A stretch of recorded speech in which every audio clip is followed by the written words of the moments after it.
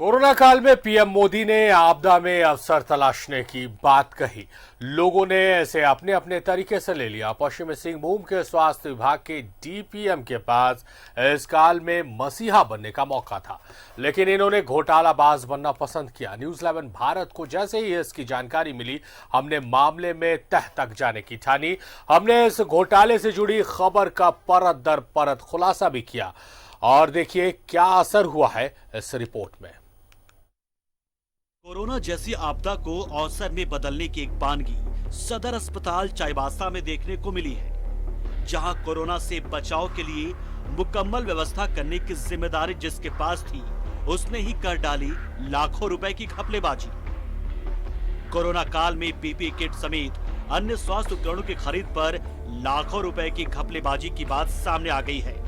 और इसके उच्च स्तरीय जांच में स्वास्थ्य विभाग के डीपीएम नीरज यादव का नाम भी सामने आ चुका है। दरअसल स्वास्थ्य विभाग के डीपीएम नीरज यादव ने अपने ही रिश्तेदारों के नाम पर 2 फर्म बनाए और उनके जरिए ही पीपीई किट से लेकर अन्य उपकरणों की खरीदारी का बिल प्रस्तुत कर लाखों रुपए का घोटाला कर दिया।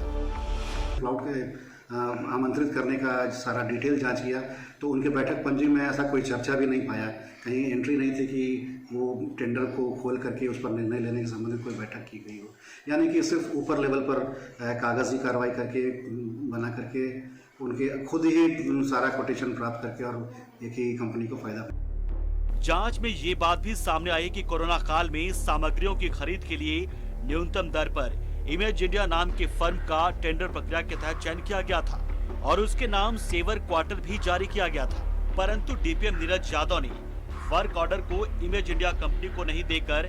इमेज इंडिया कंपनी के तरफ से एक जाली ऑथराइजेशन लेटर बनाकर आरुषि एंटरप्राइजेज और अमन एंटरप्राइजेज को सभी सामग्री आपूर्ति करने के लिए अधिकृत दिखाते हुए इन दोनों को भुगतान भी करवा दिया। डीपीएम नीरज यादव के कार्यालय के कंप्यूटर से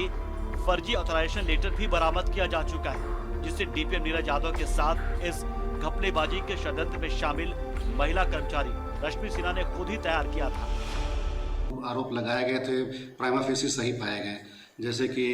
किसी और के नाम से वर्क ऑर्डर निर्गत किया जाना और उसके बाद कोई दूसरी कंपनी के द्वारा सप्लाई किया गया और जब सप्लाई की डिटेल में हम लोग जाना चाहे तो वहाँ पर ये मामला प्रकाश में आया कि जिनके नाम से वर्क ऑर्डर इशू किया गया था उनको जानकारी ही नहीं है कि कोई वर्क ऑर्डर इशू किया गया और उनकी तरफ से एक फॉल्स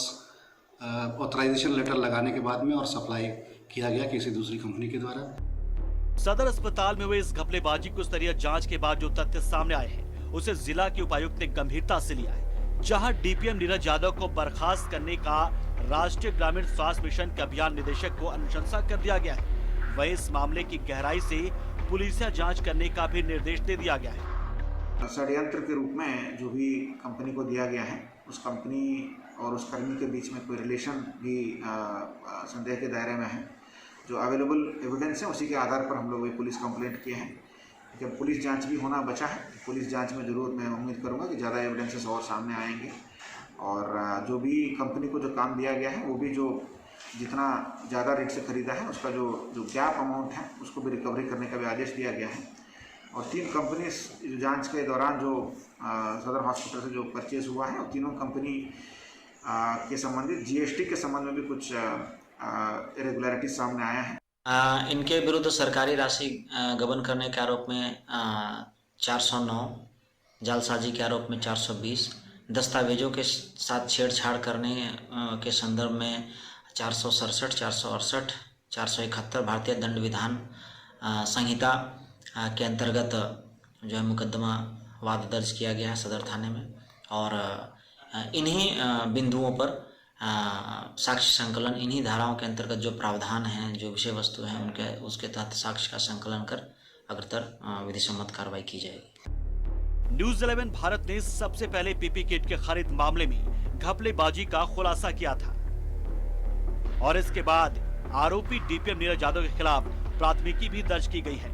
लेकिन डीपीएम नीरज यादव ने अपने कार्यकाल में कोई एक नहीं बल्कि कई गड़बड़ियां की है जिसकी जांच होनी बाकी है। इसके पूरे कार्यकाल की जांच हो तो कई और बड़े घपलेबाजों का नाम भी सामने आ सकता है, साथ ही कई और घपलेबाजी का खुलासा हो सकता है। देखना दिलचस्प होगा कि घपलेबाजी के इस समुद्र में पुलिस कितनी गहराई तक जा पाती है। न्यूज़ 11 भारत के लिए चाईबासा से राजेश पति की रिपोर्ट।